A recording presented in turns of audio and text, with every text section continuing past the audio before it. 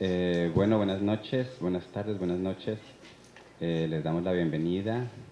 Agradecemos su asistencia en estos tiempos de vacaciones que estamos aquí en la UFI, pero sabemos que hacen el esfuerzo por estar a esta hora.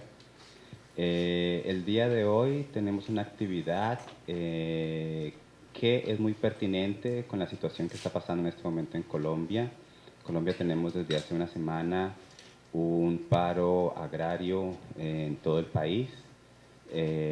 Diferentes organizaciones se han manifestado a lo largo y ancho del territorio nacional. Al final de la semana pasada también con un gran apoyo en las principales ciudades del país. Y nosotros no habíamos obviamente planeado esto, pero la mesa viene a caer muy bien al punto en relación con lo que está pasando en el país. Hemos aprovechado la venida de dos profesores de Colombia, dos profesores de la Universidad Externado de Colombia. A mi mano derecha el profesor Gustavo Montañez Gómez y a mi mano izquierda allá el profesor Vladimir Rodríguez. Ellos nos van a hablar un poco de la situación de conflictividad territorial en Colombia y luego tendremos un debate con ustedes que me imagino que estarán muy curiosos de saber cuál es la situación que está pasando en Colombia.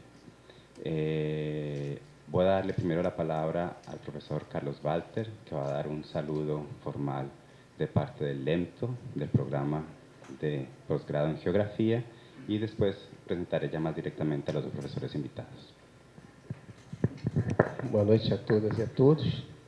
Quero falar da minha enorme alegria desse momento que está podendo viver aqui na iniciativa do Lento e dizer que, ao mesmo tempo, a minha presença é para ratificar a importância da atividade e sobretudo, como um gesto de reciprocidade, né, ao carinho e a hospitalidade que lá do Gustavo e os colombianos, e de certa forma os latino-americanos em geral, têm dispensado a gente também quando a gente viaja por essa América Latina.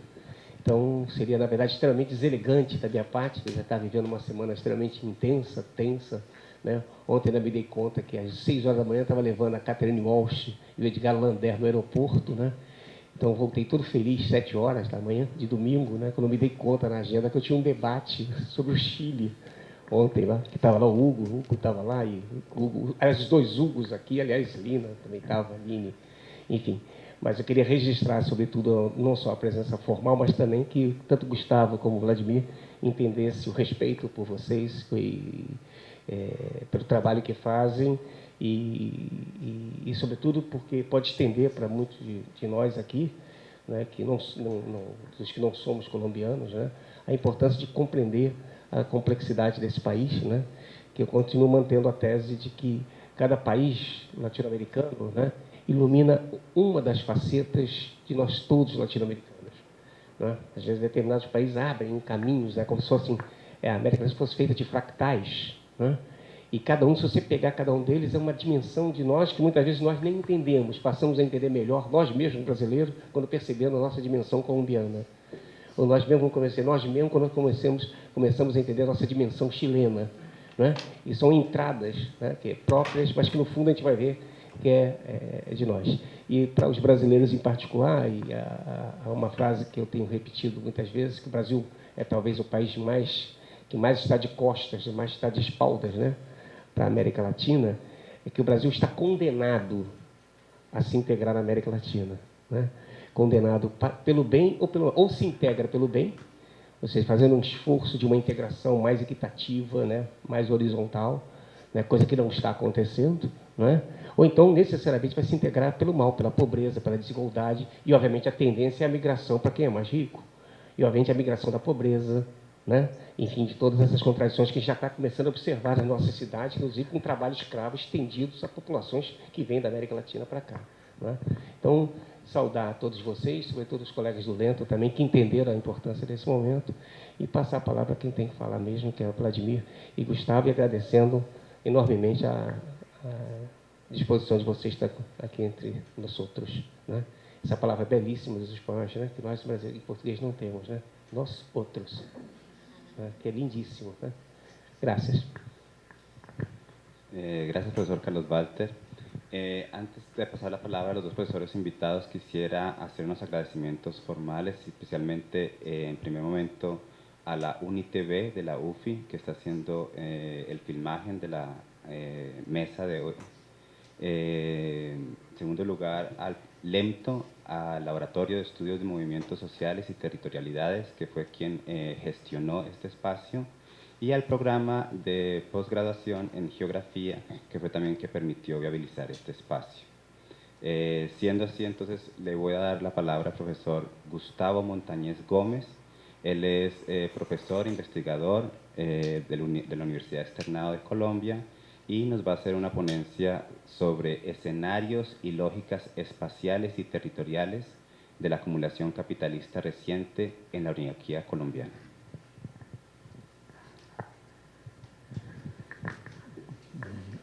Buenas noches, muchas gracias a ustedes por su presencia.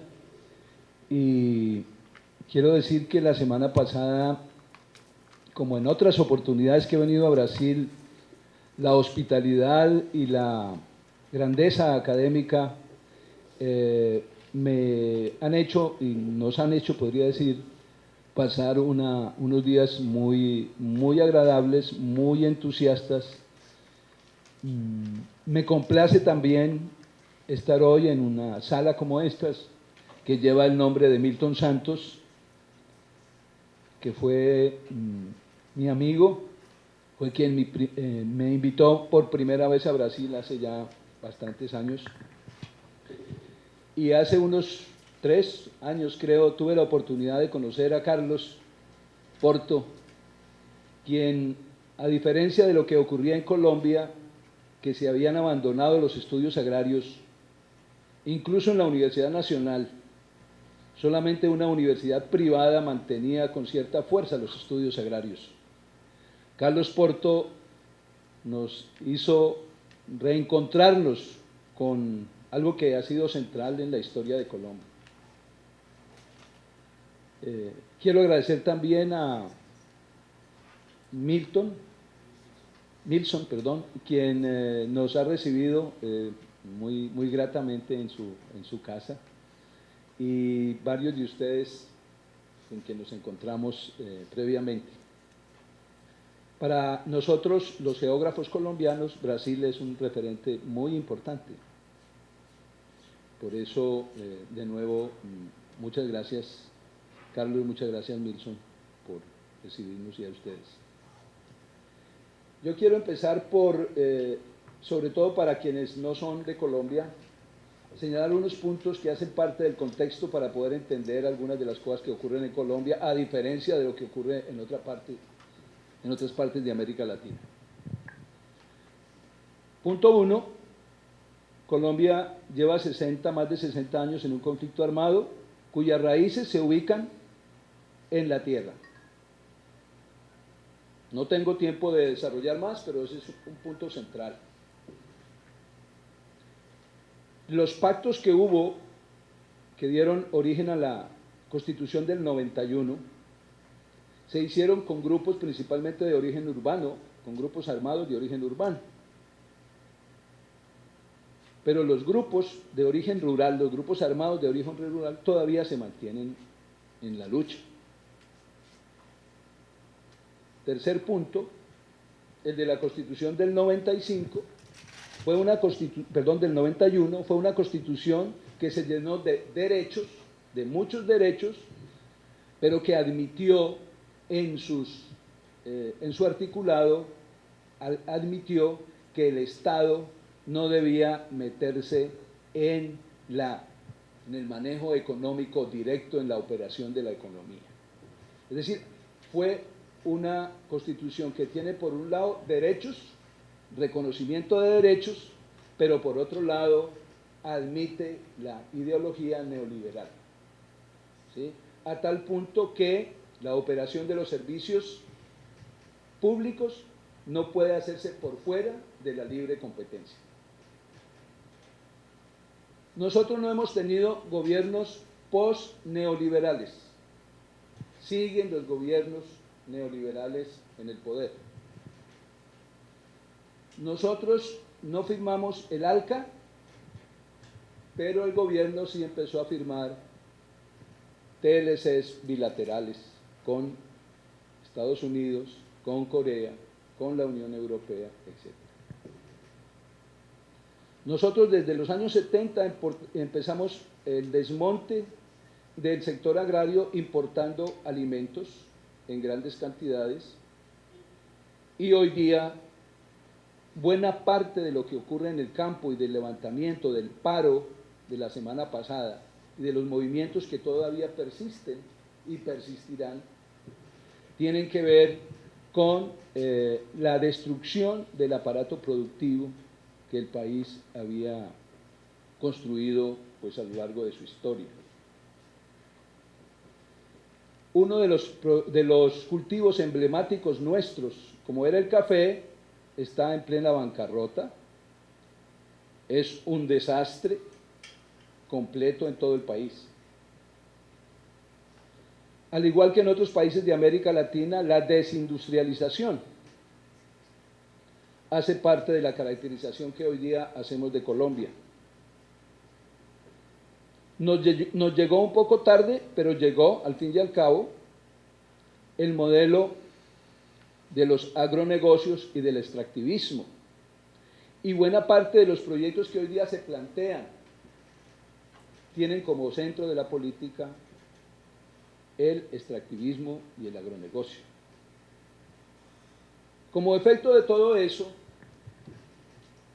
tenemos hoy día síntomas de un descontento enorme de los campesinos, de los indígenas, de los sectores de la clase media baja, de los sectores desempleados, no así de los obreros, porque un proceso que ha sido una constante durante los últimos años es el de la desindicalización de los obreros urbanos.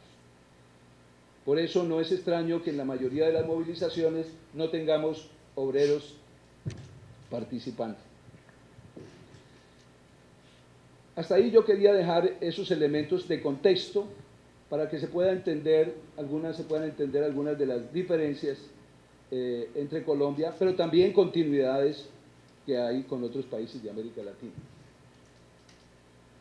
Y seguidamente, a diferencia de lo que tenía programado, que tenía unas consideraciones finales, voy a hacer las consideraciones finales al principio, porque después entra uno en esto y se puede perder.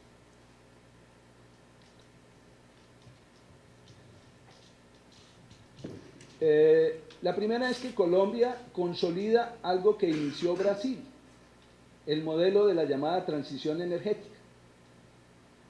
Colombia es el segundo país, digamos, no en términos cronológicos, sino el segundo país que adopta de manera central como política la transición energética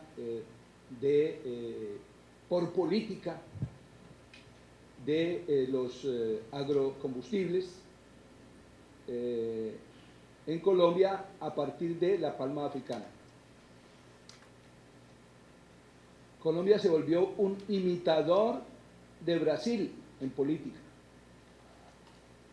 Incluso de manera mediática es lo que se promueve en Colombia. Seamos como Brasil. Más adelantico vamos a ver eso.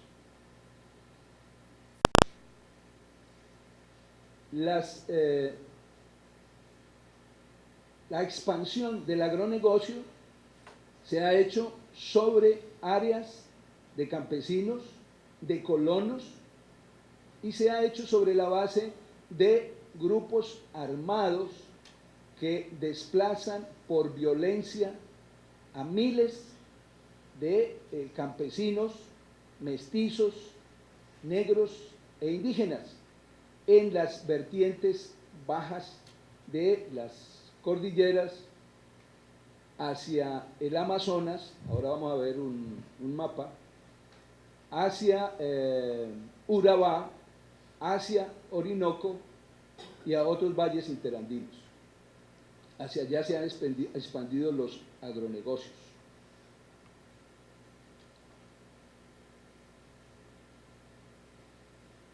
estas expansiones de tierra por medios fraudulentos y por la violencia se realizan en ausencia de una política de Estado con sentido de nación.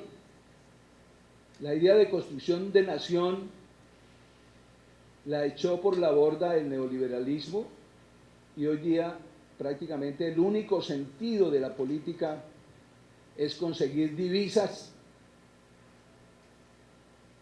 para el país. De hecho, nos volvimos nosotros, como otros países, volvimos al proceso de reprimarización.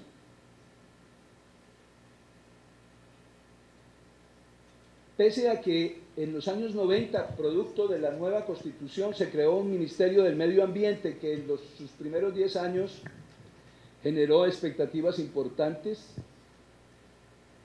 Para todos estos procesos, la dimensión ambiental y los impactos ambientales solo han ocupado un puesto como estudios, pero en la práctica la incidencia real ha sido mínima en términos de minimizar o amortiguar los impactos ambientales.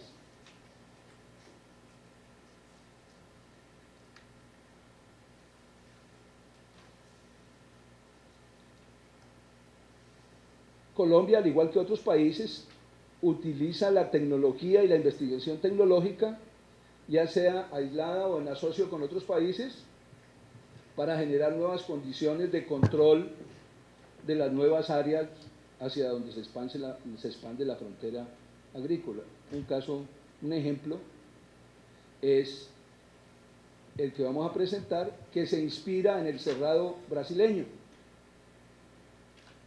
Todo lo que le ocurrió al cerrado en términos de la investigación, que facilitó el manejo de los suelos, pasando de suelos lateríticos a suelos de neutralización de la acidez y la incorporación de materia orgánica. Todo ese modelo se trasplanta a Colombia, junto con la participación del CIAT, y ustedes saben que en la década de los años 50 y 60 se creó con otros, con el CIMIC de México y con otros por todo el mundo, patrocinados por la Fundación Rockefeller y la Fundación Ford, ¿sí?, para hacer investigación que buscaban era crear las condiciones para ese control posterior.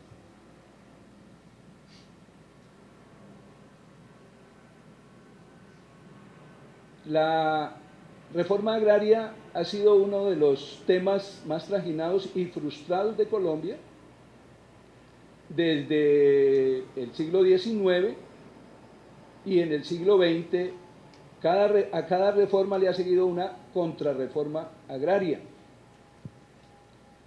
Se han desmontado, las reformas que se han planteado en momentos de auge de la lucha popular y de los campesinos, y se han desmontado años después. Actualmente tenemos una ley, la Ley 160 de 1994, que reconoce lo que se llama la unidad agrícola familiar para los campesinos. Pero las estrategias de los agronegocios han venido burlando esa ley y han acumulado grandes cantidades de tierra por medios fraudulentos. Por eso el gobierno hoy día está promoviendo en el Congreso lo que se llama el modelo mixto de manejo de la Orinoquia. Es decir, el modelo mixto es que ya no solamente la tierra nueva se orienta a los campesinos con posibilidades de adjudicación de tierras a ellos, sino que también las grandes empresas de agronegocios tendrían acceso a eso. Y el tema central de la tierra y de los campesinos, de la manera de organizarlos, ocupa un papel importante en La Habana, allá donde se está discutiendo el proceso de paz de los colombianos, tan anhelado por todos, pero tan difícil de lograr acuerdos. Entonces yo quería presentar ese panorama y ahora nos ubicamos en la Orinoquia. Quería detenerme un poco en esto, la manera como la clase política y en general los gobiernos de Colombia y probablemente de muchos de los países nuestros han mirado las fronteras, la expansión de las fronteras como la miró el señor Turner hace tiempo, ¿sí? Que fue quien describió la expansión de la frontera en Estados Unidos. Según él, el espíritu americano se forja en todo el desplazamiento de oriente a occidente de los americanos. Y eso se hace con base en la idea de que la frontera es el crisol entre la civilización y el salvajismo, ¿sí? Y el barbarismo, ¿sí? Básicamente eso es constante en todas partes. ¿Seguimos? Probablemente no se ve bien. El mapa lo que quiere mostrar es esas áreas amarillas donde está el cerrado y arriba está los llanos de Colombia. El cerrado, el área amarilla en el Brasil y el área amarilla en Colombia son los dos biomas parecidos sobre todo en la constitución pedológica de los suelos. La principal limitación, suelos lateríticos, como concreciones aluminoferrosas que dificultaban la labor de los suelos. Seguimos, por favor. Ese es el punto 1. Punto 2, proyecto del IRSA, la carretera Buenaventura, conectado con los ríos, mejoramiento de los ríos en Puerto López, no sé si Buenaventura, Puerto López, para irse por el río Orinoco y desembocar allá en el Atlántico. Proyecto IRSA. Segundo punto. ¿Seguimos? Tercero, aprovechamiento, seguimos por favor, aprovechamiento de abundante agua en esa zona, abundantes ríos. La sabana se caracteriza porque tiene cantidad de agua durante casi 7, 8 meses, de abril a noviembre. ¿Seguimos? Seguimos, por favor.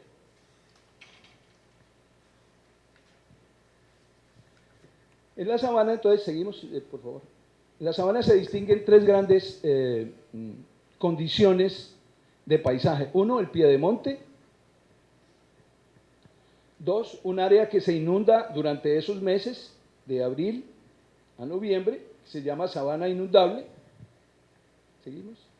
Y tercero, lo que se llama la altillanura. Una parte de la altillanura es disectada, como la ven ahí, y otra parte es la altillanura plana. Esta altillanura plana es la codiciada por las empresas de agronegocios, es la sobre la cual ellos quieren desarrollar todos sus negocios. ¿Seguimos? Entonces ahí tenemos las 3 franjas, la naranja es el piedemonte, el verde es la inundable y el rojo es el área que más atrae hoy día a los negociantes, las corporaciones, porque ya la tecnología permitió la producción allí. ¿Seguimos? No se nota nada. Básicamente, lo que quería era mostrarles cómo esta región de la Orinoquia siempre fue objeto de colonialismo interno, siempre después de la llegada de la invasión hispana. Los hispanos implantaron allí, a través de los jesuitas, lo que se llamó las misiones, trajeron ganado, lo dejaron ahí silvestre y desarrollaron la ganadería extensiva que posteriormente fue utilizada para alimentar el altiplano colombiano donde está Bogotá y era el área más poblada de Bogotá. Así duró eso. Después la misma sabana, antes de la independencia, fue utilizada para organizar el ejército de la independencia porque eran áreas aisladas con esas dificultades de tránsito por allá. Después de la independencia, entonces vino nuevamente el rejuvenecimiento, digamos, de la producción ganadera, y esa producción ganadera fue la base durante mucho tiempo de la economía regional. Hasta cuando, por allá en los años 70, descubren petróleo y se inicia la explotación petrolera en todo el Piedemonte, y esa explotación petrolera fue seguida del inicio de cultivos de palma africana o palma aceitera en unas fincas del presidente de la familia de uno de los expresidentes de Colombia. ¿Sí? Más adelante, entonces, es cuando ya se descubre petróleo cerca de Venezuela, y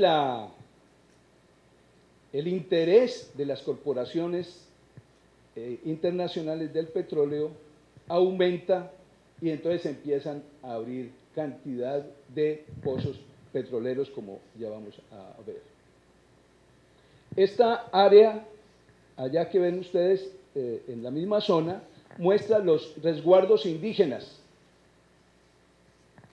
de tal manera que lo que hoy ocurre en relación con la altillanura ocurre sobre una buena parte de tierras de los grupos indígenas, especialmente los sicuani, una denominación. ¿Seguimos? Entonces tenemos un incremento significativo de tierra registrada en propiedad. Se duplicó, en medio del conflicto armado, se duplicó la tierra registrada como de propiedad individual, sobre la base de desplazamiento de mucha gente, como ya dije. Adjudicación fraudulenta de tierras baldías, extranjerización y acaparamiento de tierras, tanto de paramilitares. Hay un personaje en la zona que alcanzó a tener entre 1 millón y 2 millones de hectáreas en la zona del Meta y en otras zonas de los llanos, producto de actividades criminales. Murió el año pasado sin que le ocurriera ningún castigo, con muy buenas relaciones con la clase política, con muy buenas relaciones con los militares, y donde se dice que no se podía mover nada en toda esta zona sin su aquiescencia. Alrededor de 200.000 campesinos colonos fueron desplazados de sus tierras. Hubo matanzas. Hace como 4 años se denunció la existencia de fosas comunes por número, una fosa común por número de 2.000 personas en la zona, la zona del Ariari. Incremento en la extracción de hidrocarburos e inicio de la extracción de minerales estratégicos como el coltán y el tuxteno en una de las zonas. Aumento significativo de población, porque aunque había violencia, la gente acudía a la zona detrás de la extracción y acude todavía. Y una ampliación del área cultivada, como ya mencioné. ¿Seguimos?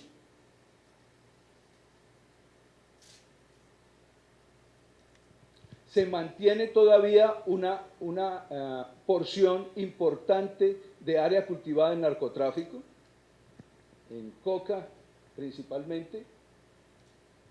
se desarrollan proyectos integracionistas, entre comillas, ya lo observaron ustedes antes, proyecto IRSA. Hay de los 33 proyectos del IRSA en Colombia, al menos 6 tienen que ver con la Orinoquia.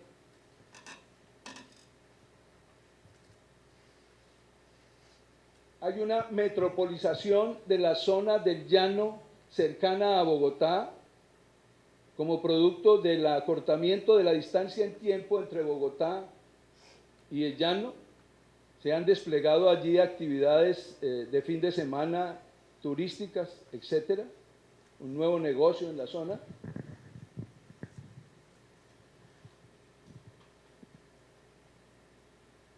Ya hablamos de la promoción mediática de la imitación del milagro brasileño y algo que no había ocurrido antes con la magnitud que ahora parece que va a ocurrir. Y es que el Estado va a trabajar en la altillanura con un modelo de una agencia estatal con participación de las corporaciones mediante la modalidad de alianzas público-privadas y sobre la base de unas estrategias que ya les voy a mencionar, ya voy a terminar. Pasamos, por favor. Entonces, el área de la zona de resguardos, pasamos. El área de petrolera es la amarilla.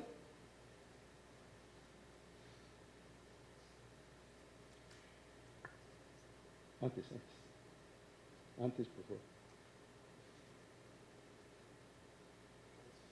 El área cultivada se multiplicó en 56%.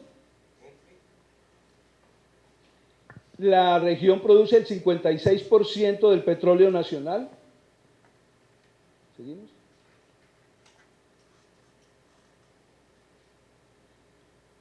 Los 200.000, 198.000 desplazados. El área produce cerca del 24% de la ganadería del país. ¿Seguimos? Las empresas que están interesadas, ya sea porque ya tienen presencia, ya compraron tierra o están en procesos de compra de tierra, son de este tipo, como Cargill, Maggi, Polygrow, Agropecuaria Aliar, Forest First, Compañía Agrícola de la Sierra, Forest Land Group, ahí está también Semillas, está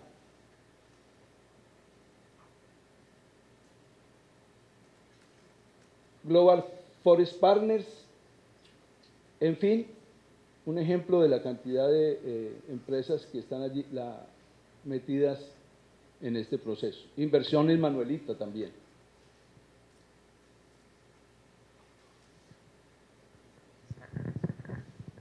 Yo termino, porque lo más importante acá seguramente van a ser las preguntas, en el modelo que tiene el Estado de actuación en la zona.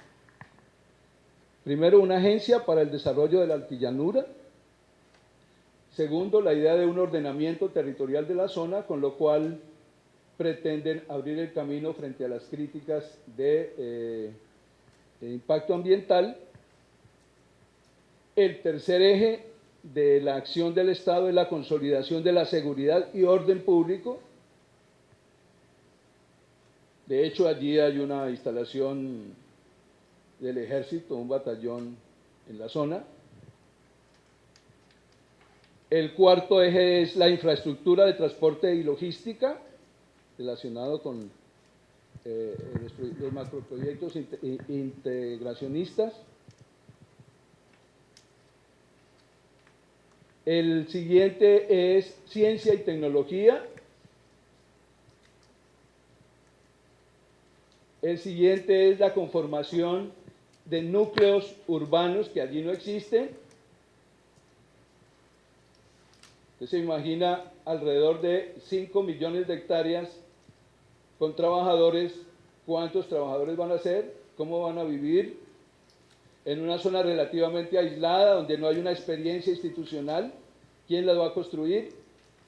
No ha habido hasta ahora participación de las comunidades en este proceso. Este es todo un diseño de planeación nacional apenas.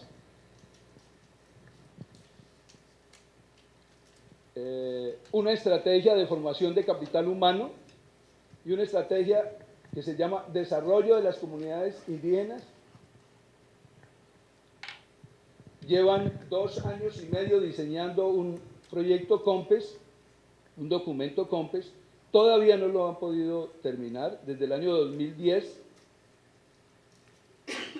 pero si uno mira lo que se dice de las reuniones que han hecho, en ninguna de ellas ha tenido una participación reconocida, digamos, y importante de las comunidades de la zona. Y el último eje de ese agenciamiento del Estado es el fortalecimiento institucional territorial, que por supuesto no existe, no aparece. Para los paramilitares les quedó fácil, y para la guerrilla también les quedó fácil, actuar en esas zonas porque no había Estado. En Colombia se dice que es un país que ha tenido más territorio que Estado. ¿Seguimos? Esta es el área en rojo, es el área de los resguardos indígenas, exactamente en la misma zona donde está la llamada artilladura plana. Yo creo que dejamos así. Sí.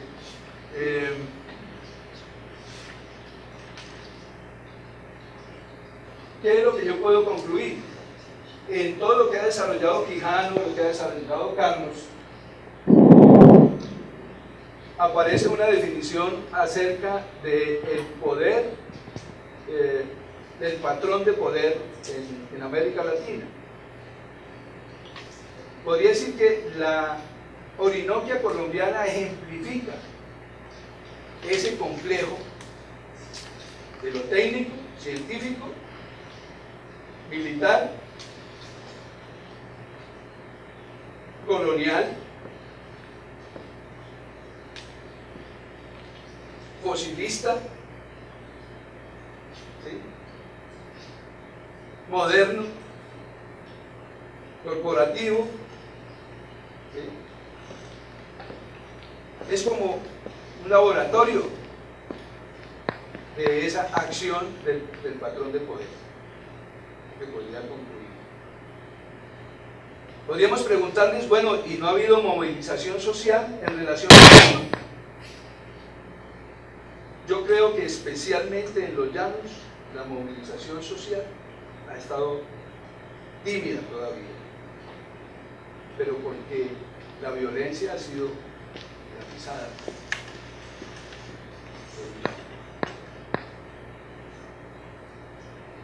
Entonces, las organizaciones indígenas que están allí todavía no tienen la fuerza. Se esperaría que en La Habana, sería una vergüenza que en La Habana se firmase un acuerdo sin resolver este punto de la altillanura. No tendría sentido, en ausencia de una idea de nación. La altillanura es como una oportunidad que tiene el país para mostrar otra perspectiva. No podría perderse esa oportunidad. Hasta ahora no se plantea ni en el paro que hubo la semana pasada, no se plantean asuntos claros en relación con la altillanura. Si bien es cierto, ha habido debates en el Congreso, sobre todo a propósito de lo fraudulento de la consecución de tierras por parte de las corporaciones. Incluso el embajador de Colombia en Estados Unidos, quien tiene un bufete de abogados, ayudó a esas empresas a conseguir tierras de manera fraudulenta. Tanto fue evidente el asunto que tuvo que renunciar. Pero así como eso se hizo visible, se intuye que hay muchas cosas oscuras allí en relación a eso. Se repite nuevamente, a la reforma agraria el gobierno, el Estado colombiano, siempre respondió no haciendo reforma, sino distribuyendo tierra para no cambiar la estructura de la tierra.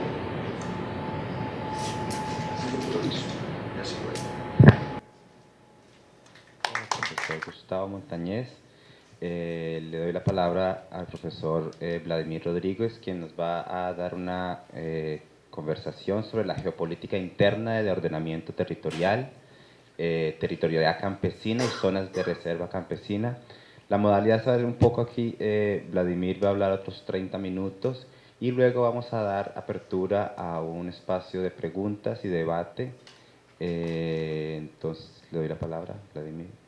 Bueno, primero que todo voy a agradecer a todos los que hacen posible que estemos por acá, a Milson, al profe Carlos, bueno, la compañía de Gustavo en este viaje y sobre todo que me siento como complacido, orgulloso, sí, de estar en esta sala que se llama Milton Santos. Como ya dijo Gustavo, para nosotros Brasil es un referente. Y me siento muy contento porque me encuentro en la universidad de unos amigos con los que me encontré en Bolivia y empezamos a soñar un poco en esto de empezar a comunicar la geografía brasilera y la geografía colombiana y empezar a construir un referente crítico de la geografía de nuestros pueblos. Y pues la idea es que este camino parece que es largo y nos toca tener bastante paciencia histórica para construirlo por el lenguaje, porque no solo se trata de construirlo nosotros, sino que hay unas dinámicas globales que también están actuando y que fracturan los espacios y las utopías que tenemos como, pues en ese momento como estudiantes y ahora como profesores o investigadores. Entonces, primero que todo, agradecer y ubicar un poco lo que voy a hablar. Solo voy a hablar de 5 puntos. Me interesa mucho que los puntos que voy a trabajar sean controvertidos, que generen controversia, o sea, que sean provocadores en el sentido de que podamos discutir sobre puntos que tienen teoría, pero que están arraigados a procesos colombianos, arraigados social, política, material y orgánica y geopolíticamente a procesos que se están desarrollando en Colombia. Entonces mi ponencia se llama La geopolítica del ordenamiento territorial y las zonas de reserva campesina.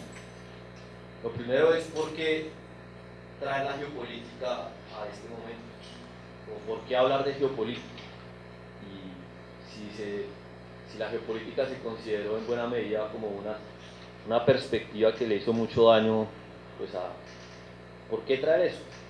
Entonces, en buena medida es porque considero que he escuchado en todas las etnografías y palestras o conferencias de antropólogos, sociólogos, en las mismas comunidades indígenas, campesinas y negras, la asociación de diferentes formas de dos categorías, de lo espacial y lo vital. Entonces escucha uno siempre que el territorio es vida, que necesitamos el espacio socialmente necesario, que el territorio es vital, que el territorio es necesario para la identidad, y siempre nos aparece escondido y vuelve a reaparecer en la ecología política norteamericana la relación entre de ese espacio vital, que es una categoría de Raxel, que tenemos que volver a poner en discusión porque finalmente siempre detrás de cualquier exigencia de espacio vital o proyecto de vida hay un territorio fáctico que son unas hectáreas que nos remiten a algo que voy a mirar más adelante, que es la geopolítica interna, los conflictos territoriales por diferentes entidades sociales y culturales. Entonces, por eso, ¿por qué zonas de reserva campesina? Porque las zonas de reserva campesina en Colombia son una experiencia de territorialidad campesina y casi que son una de las pocas experiencias de reconocimiento del sujeto campesino en América Latina. pueden haber otras. Ese ya es todo un tema para que discutamos. ¿Cuáles son? Ahora, ¿por qué reserva? Entonces, porque antes de que hubieran reservas campesinas, se planteaban las reservas forestales sin campesinos. Entonces, ya, ¿cómo así que vamos a proteger árboles como si no viviera nadie debajo de los árboles? Entonces fue casi como un gol. Me acordé ahora nuevamente cuando dijo uno de la palestra del Congreso de Poder Colonial en América Latina, que había que patear al arco desde muchos lugares, pero a veces es mejor hacer buenos pases y hacerle un gol al marco jurídico que patear muchos balones y no hacer ningún gol. Las zonas de reserva campesina son un gol que los campesinos le hicieron y las organizaciones campesinas le hicieron al marco jurídico, y ellos dicen que ellos se abrazan a las zonas de reserva campesina, que es un marco jurídico limitado, pero que es una posibilidad de construir la territorialidad campesina en Colombia en clave de avanzar hacia una reforma agraria. Pues por eso ese título. Entonces mis 5 puntos para empezar a discutir son: ¿desde dónde hablo? El otro es la geopolítica interna, la territorialidad indígena, negra y campesina frente a los espacios del capital, las zonas de reserva campesina como territorialidad relacional, saliéndonos de este esencialismo, y la idea de un bloque geográfico para un ordenamiento territorial alternativo, donde se subordine el capital a la vida. Entonces vamos a empezar por el primer punto, y es que en este congreso que estuvimos de colonialidad del poder, empezamos a escuchar pues muchas críticas al extractivismo, críticas que son bien interesantes, sobre todo a los gobiernos de América Latina. A mí me causaba cierto interés y me generó cierta controversia interna el saber cómo se habla de diferentes países de América Latina, siempre acudiendo a la escala local para hacerle crítica a la escala nacional. Pero la imposibilidad que teníamos, o tenían los sociólogos y bueno, también algunos geógrafos ahí, de subir de escala, de empezar a hablar desde la escala geopolítica de América Latina y hacer el reconocimiento de lo que ha significado la ruptura del consenso de Washington. Esa es otra escala para hablar y evaluar cuáles son los avances de los gobiernos latinoamericanos, a pesar de si el extractivismo es de progresista, no es progresista, y eso me llamó la atención, y es que uno tiene que saber desde dónde habla, y ese hablar es un lugar que no solo es un lugar geopolítico, entonces, y debe ser estratégico, no solamente académico. Entonces en esta ocasión pienso que, de eso se trata el ubicar la escala geopolítica desde donde se habla. Cuando hablo desde Colombia, como decía Gustavo, en Colombia no es un país post-neoliberal. O sea, nosotros hemos firmado y hemos avanzado en el neoliberalismo. Cuando estamos hablando desde ahí, nos parece interesante los avances que se han hecho, no en la transición entre la contradicción naturaleza y capital, que es de la que habla siempre Gudinas, Quijano, bueno, todos los que escuchamos, sino tal vez en la transición capital-trabajo. Han habido, y hay datos, por lo menos en el gobierno chavista, de la inversión en política social y la reducción de la pobreza. ¿Eso es sostenible o no es sostenible? Si vamos al marco teórico, el capitalismo no es sostenible, pero no estamos hablando solo de un marco académico, estamos hablando también de un análisis político. Estamos en una transición, eso sí está en transición, sí o no, sería lo que tenemos que evaluar, más que desde un marco académico hacer una crítica tan tajante. Pero bueno, estamos en la academia, efectivamente el capitalismo no es sostenible, no se ha transitado hacia nada, es una cosa que tendría que estar mejor argumentada. Entonces eso me generó desde donde hablo geopolíticamente, pero también cuerpo políticamente, y además desde dónde estoy hablando yo ahora. Entonces también, y eso tenía que ver con lo del poder de patrón colonial, y es saber que estamos hablando desde un lugar. En la palestra que estuvimos hablaba más claramente desde algún lugar, era Renato, era un negro que nos estaba hablando. Yo quiero ubicarme desde algún lugar para poder tener una praxis de colonial. Yo soy hijo de campesinos que llegaron en la década de 1950 a Bogotá, producto de los diferentes desplazamientos que hubo por la violencia bipartidista y por las oportunidades económicas. Eso hace que yo haya compartido fogones de en fogones comida con mi abuela, que me contaba muchas historias de desplazamiento, historias de comida, bueno, historias que fueron tejiendo cierta identidad de un bogotano de primera generación, o sea, un bogotano que estuvo en sus días de descanso en el campo y en vacaciones y vivía en Bogotá. Tengo en cierta medida cierta subjetividad por el campesinado colombiano, por esa historia de migración de mi familia. Creo que, y desde ahí entonces pienso que la academia hace que desde la academia uno puede estar pensando siempre en construir cierta legitimidad política y académica con negros, campesinos e indígenas, pero se nos olvida construir el sujeto político que se construye en la academia, y ahí tenemos una nueva controversia. ¿Qué sujeto político somos y cómo lo construimos? Entonces estoy hablando desde ahí, en esa arena movediza de lo que es la identidad como académico y como bogotano de primera generación, es desde donde voy a hablar, para salirme de eso que en la decolonialidad llaman el ojo ciego o el ojo de Dios, que se sale a hablar de todo el mundo, pero no se ubica en una situación geopolítica y cuerpo político. Entonces, estoy ubicado en ese lugar. Voy a empezar entonces a hablar ya del segundo punto, que es la geopolítica y la geopolítica interna.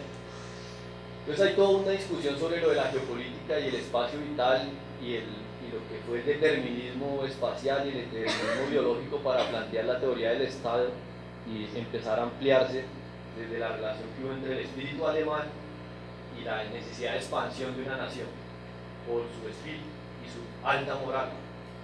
Creo que ese tipo de componentes, guardando distancia, y lo pongo sobre la mesa para la discusión, están en todas las naciones y entidades que se han venido construyendo, se han venido hipervisibilizando y en las que se ha venido dando énfasis a la diferencia en América Latina, al punto que algunas naciones indígenas han llegado a decirle a los negros que si están pidiendo su territorio ancestral, pues deben de irse para África. Ese es un problema interesante en términos de lo que ya plantearíamos, que ya no estamos hablando de Estado-nación pidiendo territorio, sino de comunidades nacionales pidiendo territorio. Como el territorio es espacio y el espacio no es infinito, o el territorio no es solo espacio, pero tiene un componente espacial, y ese componente espacial en hectáreas no es infinito, siempre hay un límite, y en esos límites aparecen conflictos territoriales. Claros son los conflictos que hay en el Cauca entre campesinos, negros, indígenas, que son conflictos que se han derivado de la disputa por la tierra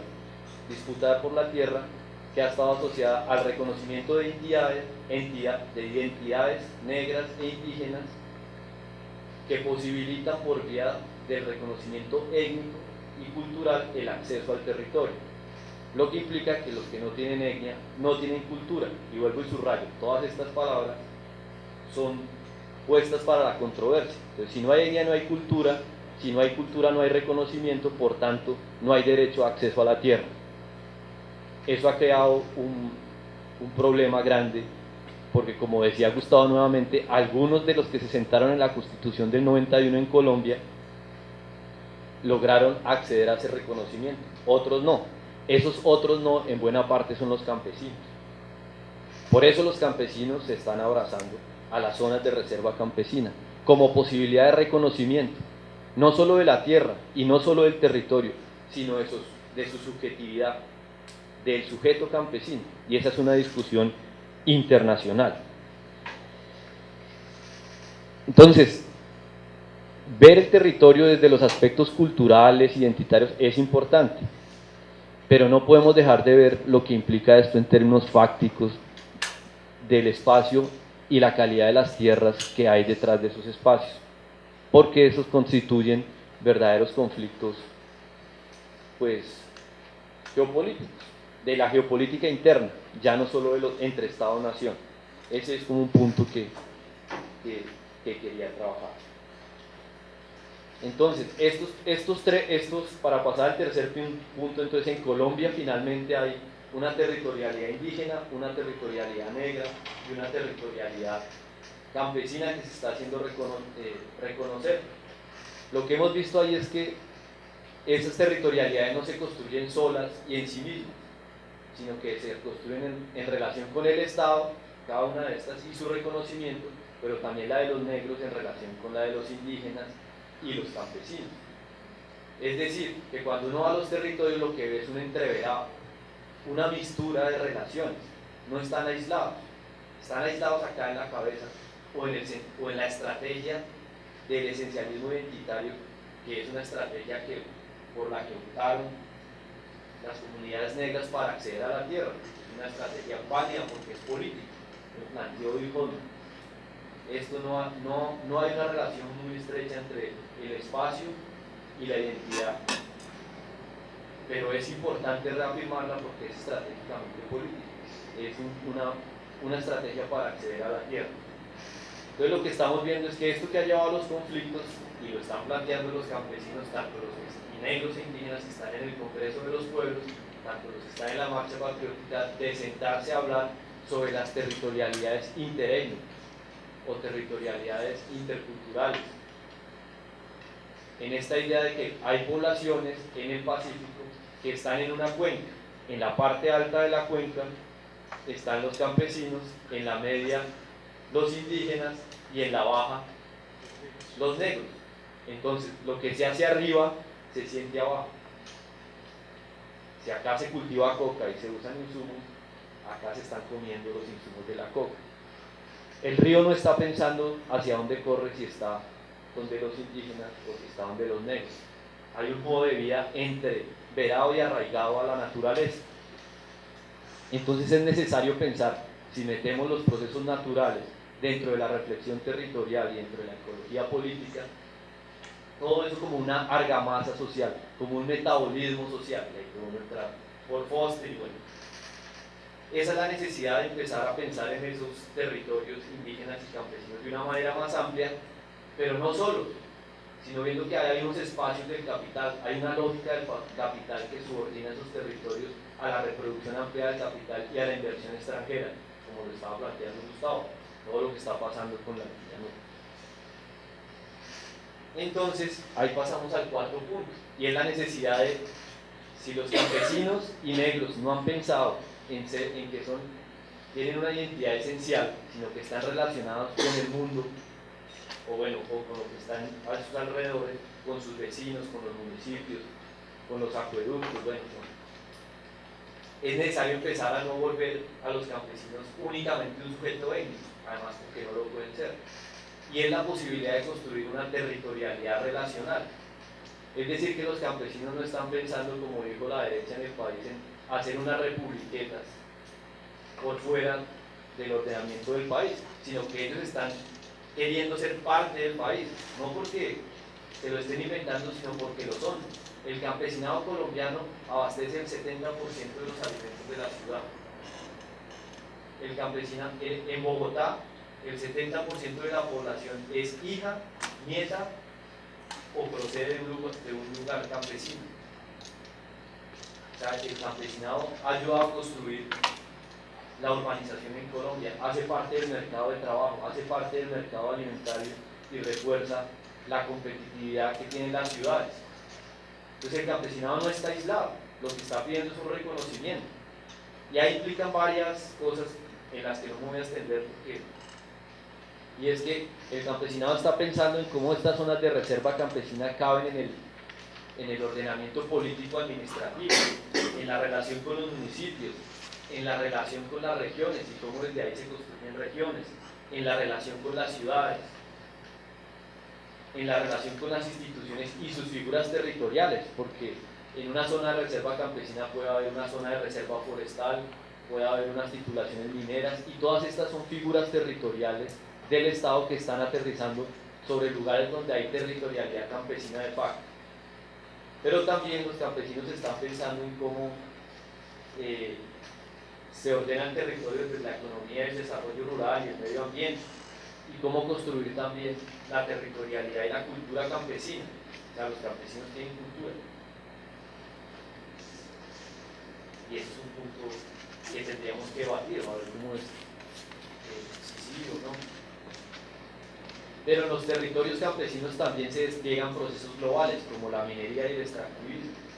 Pero una cosa más importante y por la cual se está planteando la zona de reserva campesina y por la cual se están abrazando los campesinos a la zona de reserva campesina, y es la posibilidad de la construcción de la paz en Colombia, hacer de estos unos territorios de paz, y están vinculados al proceso de paz, en buena medida porque esta zona